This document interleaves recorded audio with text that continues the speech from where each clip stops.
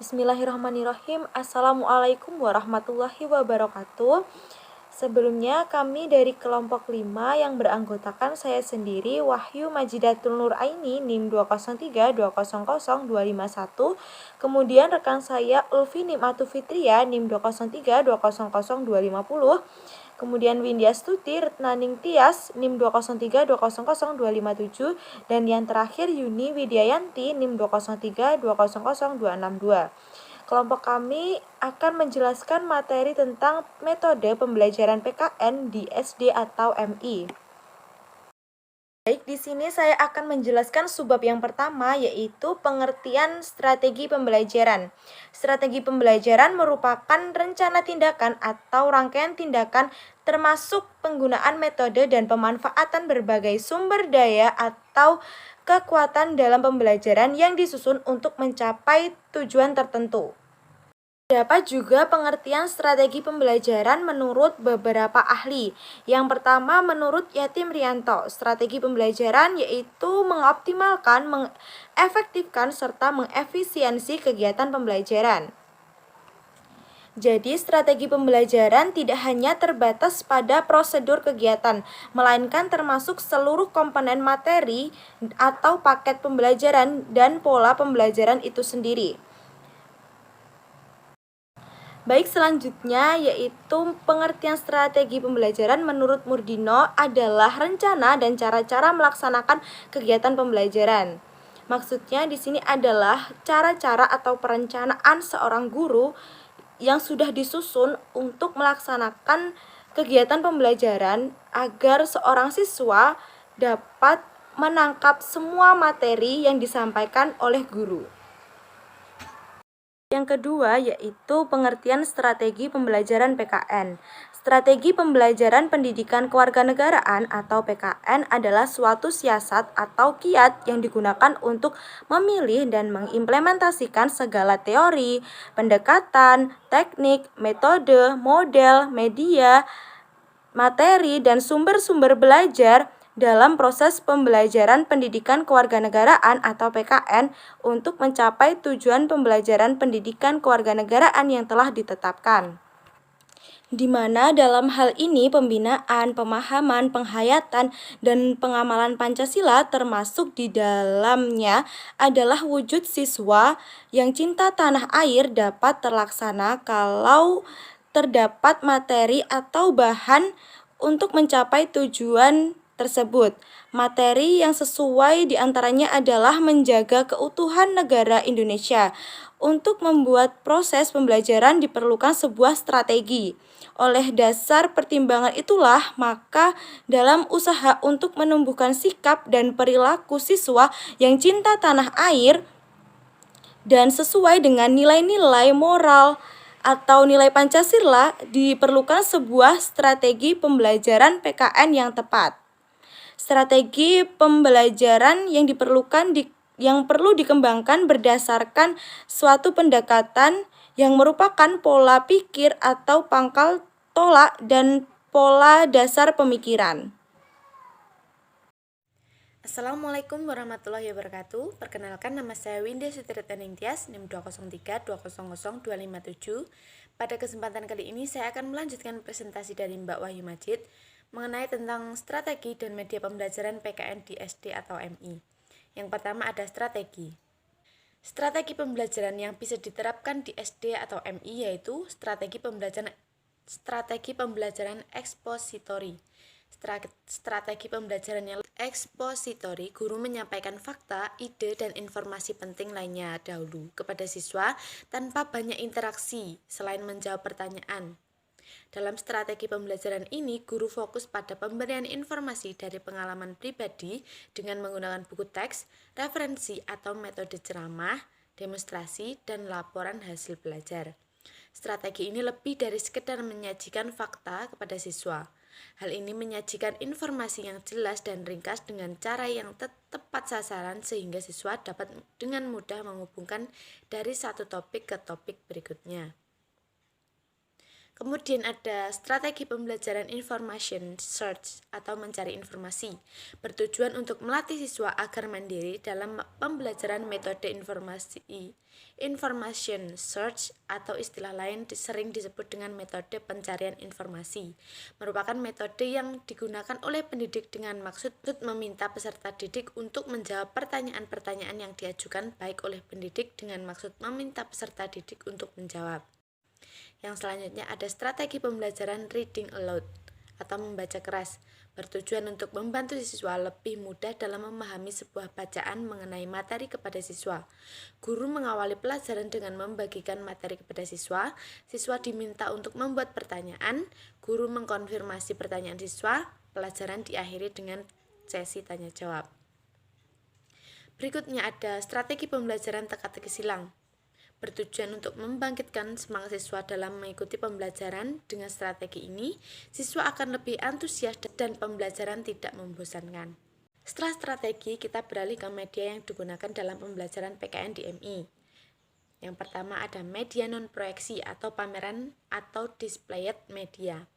Model benda nyata yang dimodifikasikan, digunakan untuk mengatasi kendala pengadaan realita karena harga yang mahal. Selanjutnya ada grafis media visual non-proyeksi yang mudah digunakan karena tidak membutuhkan peralatan dan relatif murah. Media yang diproyeksikan, media yang termasuk sebagai media yang diproyeksikan adalah slide. Media tersebut diproyeksikan ke layar menggunakan proyektor. Media audio merupakan media yang fleksibel karena bentuknya yang mudah dibawa, praktis dan relatif murah, misalnya pengeras suara atau speaker. Selanjutnya ada media video, dapat digunakan sebagai alat bantu mengajar pada berbagai bidang studi. Ada media cetak, merupakan jenis media yang telah lama digunakan sebagai sarana dalam aktivitas belajar. Sekian presentasi dari saya, presentasi selanjutnya akan dilanjutkan oleh rekan saya. Terima kasih. Kenalkan, nama saya Yuni Widyayanti. Di sini saya akan melanjutkan presentasi dari teman saya mengenai metode pembelajaran PKN secara umum.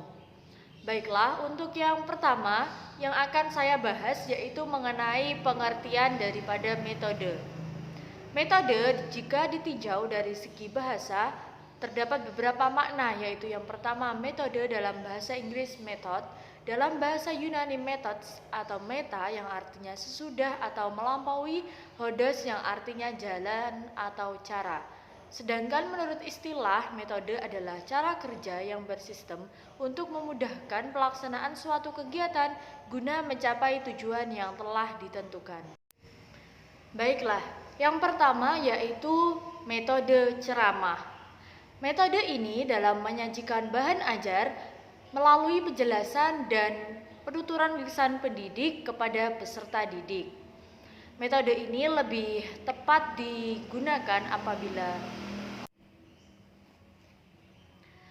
Baiklah, yang akan kita bahas yang pertama yaitu mengenai metode ceramah. Metode ini dalam menyajikan bahan ajar melalui penjelasan dan penuturan lisan pendidik kepada peserta didik. Metode ini lebih tepat digunakan apabila bahan ajar banyak mengandung informasi baru dan memerlukan penjelasan dari seorang pendidik. Kekuatan metode ini apabila digunakan dengan metode lain seperti tanya jawab atau diskusi yang saat ini lebih dikenal dengan ceramah bervariasi, sehingga peserta didik bukan hanya mendengarkan akan tetapi berbicara dalam suatu kegiatan pembelajaran yang dilakukannya. Lalu yang kedua yaitu metode tanya jawab. Metode tanya jawab dalam menyajikan bahan ajar melalui berbagai pertanyaan dari pendidik, terutama apabila dalam proses pembelajaran pendidik menggunakan teknik klarifikasi nilai. Oleh karena itu, pendidik dituntut untuk menguasai teknik-teknik bertanya atau questioning skills. Metode ini lebih tepat digunakan dalam pembelajaran yang menekankan keterlibatan peserta didik atau aktivitas peserta didik. Nah, metode tanya jawab digunakan sebagai variasi dari metode lainnya yang bertujuan untuk mengetahui sejauh mana siswa memahami bahan pelajaran yang disajikan. Lalu yang ketiga, metode diskusi. Nah, metode diskusi ini adalah tukar pendapat atau informasi berdasarkan pengetahuan dan pengalaman. Metode diskusi ini digunakan untuk proses pembelajaran agar terjadinya komunikasi yang banyak arah atau multi-way traffic communication. Komunikasi banyak arah yang terdiri dari pendidik, peserta didik pendidik, dan peserta didik sangat dituntut dalam pembelajaran yang berorientasi pada cara belajar siswa aktif atau CBSA. Akan tetapi dalam menggunakan metode ini, salah satu hal yang tidak boleh dilupakan yaitu harus ada masalah yang didiskusikan atau harus ada suatu problematika yang akan didiskusikan. Selanjutnya yang keempat yaitu metode penugasan. Metode ini berusaha melatih peserta didik untuk melaksanakan tugas berdasarkan petunjuk langsung yang telah dipersiapkan oleh pendidik. Nah, tujuan penggunaan metode ini adalah agar peserta didik memperoleh pengalaman langsung nyata, bekerja mandiri dan jujur. Lalu yang kelima yaitu metode permainan atau yang bisa disebut dengan metode kompetisi. Metode ini sangat menarik peserta didik dalam membangkitkan motivasi belajar, latihan mengambil keputusan, dan terutama dalam menciptakan suasana senang dalam belajar atau joyful learning. Dengan suasana senang, maka materi pembelajaran akan mudah diserap oleh peserta didik. Oleh karena itu, metode ini berusaha dalam menyajikan bahan ajar melalui bentuk permainan atau kompetisi. Permainan yang dimaksud adalah permainan yang diciptakan sendiri oleh peserta didik dan dapat berupa teka-teki, papan bergambar atau sejenis ular tangga, kotak rahasia, kartu bergambar, dan lain-lain yang diciptakan oleh peserta didik. Isi pesan yang dimuat dalam permainan ini hendaknya tetap berupa nilai, moral, dan norma yang sesuai dengan tuntunan pendidikan kewarganegaraan atau PKN. Selanjutnya yaitu metode simulasi. Metode simulasi, penggunaan metode ini dimaksudkan untuk membantu peserta didik dalam memahami dan menghayati pengetahuan serta sikap dan nilai yang berlaku dalam masyarakat. Metode ini merupakan cara penyajian bahan ajar yang dilakukan secara langsung melalui kegiatan praktek tentang pelaksanaan nilai-nilai dan moral. Nah, melalui metode ini, peserta didik dibantu memahami dan menghayati nilai-nilai yang hidup dalam masyarakat. Lalu yang ketujuh, metode cerita. Metode ini merupakan suatu cara untuk menanamkan suatu nilai atau moral kepada para peserta didik dengan mengungkapkan segala karakter kepribadian tokoh-tokoh tertentu melalui cerita hikayat, legenda, atau dongeng-dongeng sejarah lokal. Metode ini lebih tepat digunakan dalam membantu penghayatan nilai-nilai dan moral serta sikap para peserta didik. Baik, di sini saya akan melanjutkan presentasi dari teman saya. Pembelajaran afektif dalam PKN di SD atau MI. Kemampuan afektif adalah potensi yang terkait dengan masalah keyakinan, nilai, sikap, perasaan atau emosional, dan unsur afektif lainnya. Metode yang cukup ampuh adalah model pembelajaran VCT atau Value Clarification Technique atau teknik pengungkapan nilai. Menurut Jahiri, pembelajaran VCT dianggap unggul untuk pembelajaran afektif karena mampu membina dan mempribadikan atau personalisasi nilai moral. Yang kedua, mampu mengklarifikasi dan mengungkapkan isi pesan nilai moral yang disampaikan. Yang ketiga, mampu mengklarifikasi dan menilai kualitas nilai moral diri siswa dan nilai moral dalam kehidupan nyata. Yang keempat, mampu mengundang, melibatkan, membina, dan mengembangkan potensi diri siswa, terutama potensi afektualnya. Yang kelima, mampu memberikan pengalaman belajar berbagai kehidupan.